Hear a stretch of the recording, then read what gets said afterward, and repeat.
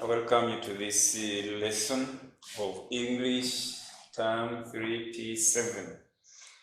Yeah, like I normally say, whoever is following these lessons, they can only carry meaning when you have the workbook we are using to conduct them, because whoever has a workbook will be able to know which page we have reached or how far we have gone in that very workbook. The very copy you have is the copy the teacher has, and it's the one he uses to conduct his lessons. Today should be the last lesson on Zoom, not on Zoom, on YouTube, but our Zoom classes continue. Yes, Zoom we're a bit behind because we are moving very slow, because there's a lot of interaction. Then here on YouTube, a bit faster, given that the teacher only gives examples and goes away. No activities, no work on the board. Unlike on Zoom where the story is a bit different. So after this, I'll tell you, those who want to join us and continue with our lessons on Zoom will be available. At the end, I'll provide the teacher's contact so that you can get in touch and you continue learning with us. Otherwise, this should be my last lesson on YouTube in P7. So let's look at the use of as well as, and that is on page 29 of that workbook. We have a note on the board, and that note is telling us that when using the above sentence pattern, the verb agrees with the first subject as shown in the examples below. The verb agrees with the first subject. The sentence always has two subjects, meaning that one you have joined or you have written using as well as. But this helping verb normally, not helping verb. The verb, which I'm going to show you in the example, meaning the answer, will always agree the first subject, the first of the two subjects. So we have example one as the priest has attended the funeral. The mourners have attended the funeral. So there are two subjects. We have the first subject as the priest. The subject is always the doer or the performer of the action mentioned in the sentence. In our sentences, the actions are similar, and these actions are attended and attended. So the performer of the action of attending here is the priest. Then in sentence number 2 is the mourners. The mourners is our second subject. So we have the sentences as shown on the board. The priest has attended the funeral. The mourners have attended the funeral. Join using as well as. Rewrite as one sentence using as well as. This is what you're meant to do. The priest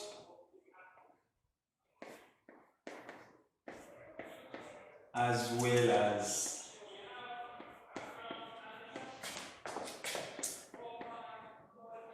the mourners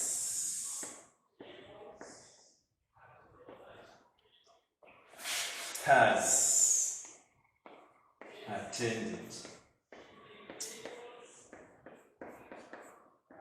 the funeral.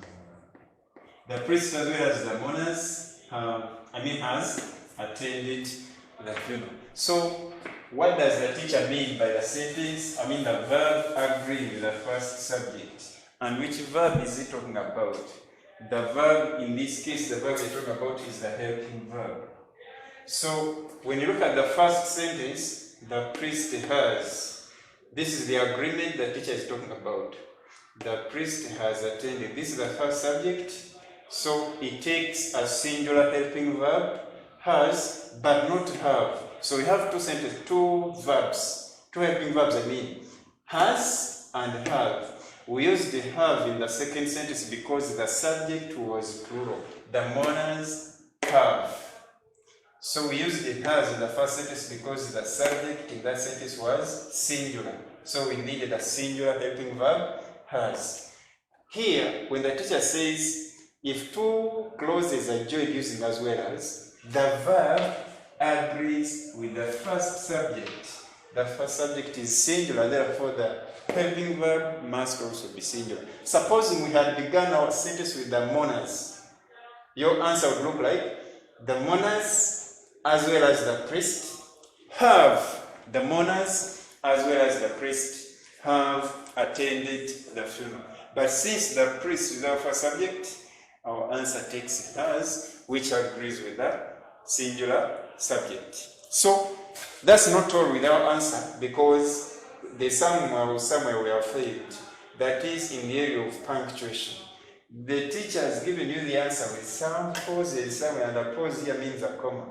The priest, as well as the mourners, has attended the funeral. The sentence has two commas. When you hear the teacher mention it, you discover it really has two commas. And that is a comma after each of the two subjects. The priest, a comma, as well as the mourners, a comma, has attended the funeral. Commas show you that the words between those commas, can be removed and the remaining sentence is always meaningful, or the remaining words make a meaningful sentence. Which words are remaining? The priest has attended the funeral, and that means your answer is perfect. Number 2. My relatives pray for the sick. My best friend prays for the sick. Here's another example of a sentence where one subject is plural, then the other subject is singular. Two subjects in a sentence where we've used as well as. Okay, let's see what comes our way as the answer. Always begin with the first subject. The first subject in our sentences is my relatives. My relatives, a comma, as well as my best friend. This time the best friend is only one. Here the relatives are many. My relatives as well as my best friend.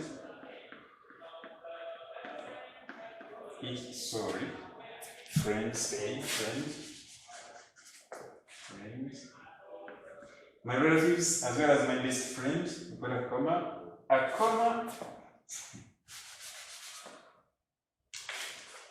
A comma after every subject, as well as my best friend, a comma. Praise or pray. Should be pray, because the first subject is plural, so we need a plural verb here, pray. Proverbs don't take S, members. Proverbs do not take S. Pray for the sick. That's our answer, and nothing more. My relatives, as well as my best friend, pray for the sick. In other words, we said, the moment you remove this, okay, supposing you had put S here, what would your answer look like? Or what would your sentence look like if you removed these words within? You would remain with words like, my relatives prays for the sick, and that's meaningless. That is meaningless. Go up here and see. If you removed these words, which words? As well as the mourners.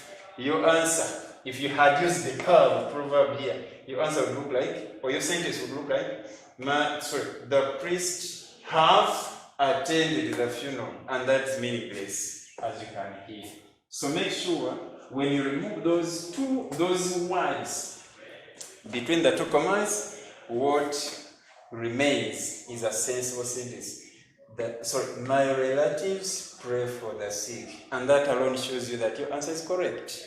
There are many more questions in that caliber in our activity on that page 29 up to page 30. That's where our activity is. Yeah, try it and test yourself about the use of as well as. What next after that exercise? We have a jamboree story. And this jamboree story is about death of someone and how it was reported by Mugide. In the jamboree story, I will not write the story on the board. Let me just talk to you as you listen, because I trust your ears. In the jamboree story, we emphasize the following things. Always number. Number your jamboree stories, your answers, in other words, or your sentences. If it is number 1 in your answer, indicate number 1, 2, 3 up to 10 accurately. Then before you write your answers, I always emphasize that you first, some people want to draw tables. I can't say that one is useless. For me, I believe it's always nice for you to choose your best method. However, to me, tables are not the best method. That's my opinion. If you could share it with me, fine. So, in jumbled stories or sentences of this kind, I always encourage you to number at the end of each sentence. Let's say most of these sentences end in full stops, all of them in fact. So go to the end after that full stop. If number 6 is your number 1, call it number 1 at the end after that full stop. Mugide entered the house and found that the chief had actually died. That's number 1. Okay, I'm just giving an example.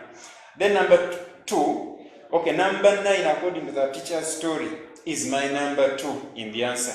So I got number 9. A lot of villagers came to sympathize with the chief's wife that night. After the word night and the full stop, I put their number 2. After numbering like that up to 10, I will read through following my numbers. Yes.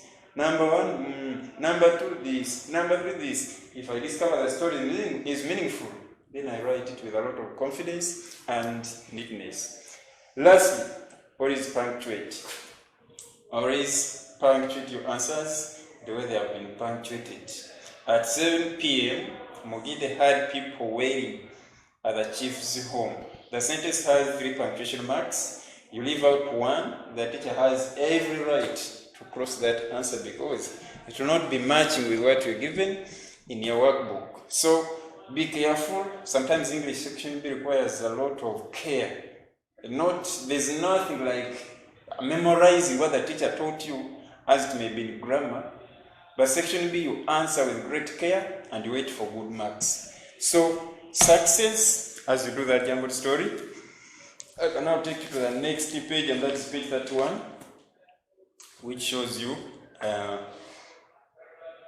another structural pattern, and that's the use of often. And the teacher is telling you that often is one of the adverbs of frequency commonly used in the present simple or the everyday tense. We normally use often in the everyday tense. You can use in other tenses as well, but today we are talking about the everyday tense and the word often, which is an adverb of frequency. Examples: the mourners usually lay wreaths on coffins. Usually is another adverb of frequency. So we can't use 2 adverbs of frequency in the same sentence. So if they tell you to rewrite this sentence using often, your answer will be simply replacing the word usually with often. Do you look like the mourners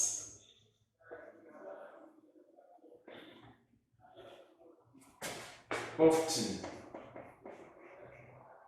lay wreaths on coffins. Wreaths are circles of flowers used during burial. Those are wreaths. So our answer is the mourners often lay wreaths on coffins.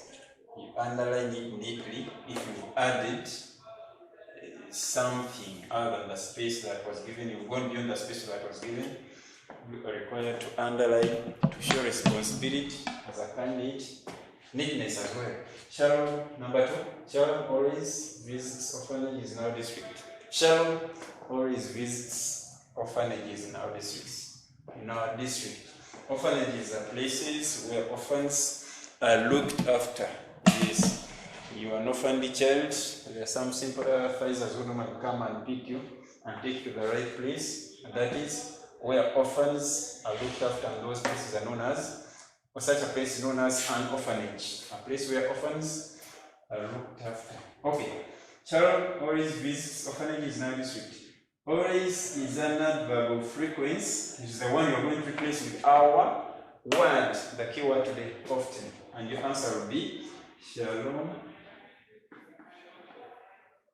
often visits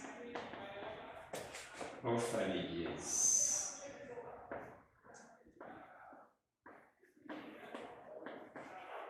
In our district.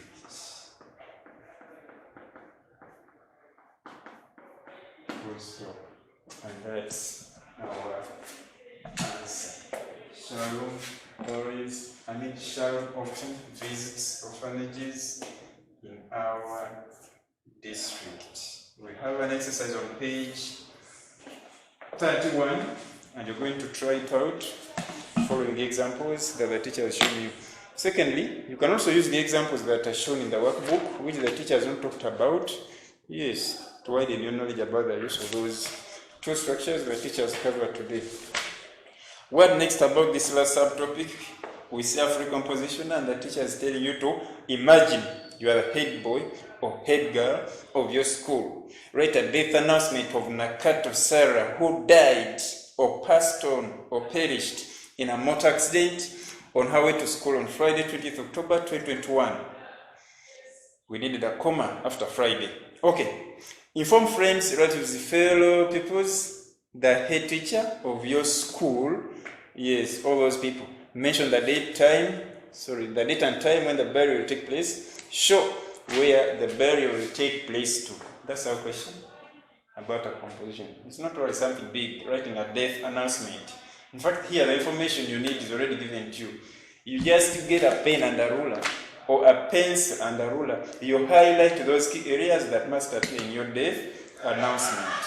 For more information, you've got to listen to radios, yes, to learn how announcements are assembled. That's how the content of an announcement, you learn how the content of an announcement is assembled, and you'll be able to write a meaningful announcement in your workbook. For me, I'll give you corrections when we are together at school. So let me see yours when you report back in that workbook. Well written. If possible, you can even frame it. You frame it. Yeah, it's always nice to be framed. So finally, let's look at another composition, and this about writing the epitaph. Epitaph sounds strange, but should not be strange because the teacher talked about it. If you want to learn more about the epitaph, open the dictionary. If you want to learn further about the word epitaph, you read the story on the next page, 33, burial overview. There's a story that has a good number of new words in our topic, in our last subtopic, that is about funeral. So we are looking at most of the key words or the new words that we're supposed to look at in this topic. Almost a good number of them highlighted in our story here, in our overview. Read it, understand, and see. A good number of new words were highlighted in that story. So, after understanding, you'll be able to draw or to design the epitaph as shown on page 32 in that question. So let's look at the question itself. He said to Kenneth, who was born on that date. August should have been capital A. Let's make that correction. 3rd August 1943, in the other century, before you and I were born, and died on 20th May 2016. He was the permanent secretary of the Ministry of Education and Sports. In the space below, draw the epitaph that would appear on the deceased's gravestone. For more information, I've told you where to go. You first get the meaning of the word epitaph, words that are inscribed or written on the gravestone about someone who has died. These things are very common. Epitaphs are normally, gravestones, let me say, are commonly seen in cemeteries. Cemeteries is, that place where you normally find epitaphs and gravestones. Those words are written there. Here lies the body of Mr. X. He was a God-loving person. He was a devoted father. He lived a Christ-like life. Born this date, died this date. May his soul rest in eternal peace. Usually those words appear on different gravestones. When you try to search on Google, you'll be able to see the different gravestones and the words that can be used on them. Some people add catchphrases or, should I say, favorite words from the person who was buried in that specific place. For example, if you use to, let me say to pray a lot, I can say to pray a lot, a God-loving person, maybe a Christian, they can put his favorite Bible quote on the gravestone. So think about all those ideas as you design yours. God bless you. This is the end of our discussion. And like I promised, I want to give you my number because today being the last day on YouTube, you need to reach me on this number. 0704-459-148. This number is only on WhatsApp. When you use this, you can reach me and we can discuss further about the issue of maybe turning to Zoom, where we'll go through most of the work you've already seen, but you lacked proper guidance on YouTube because you had no chance to interact with the teacher. Contact us or contact the teacher himself, Teacher Mande, on this number 0704-4591-48, and you see you can get enrolled on Zoom for further lessons. Otherwise, YouTube ends today for English. God bless you.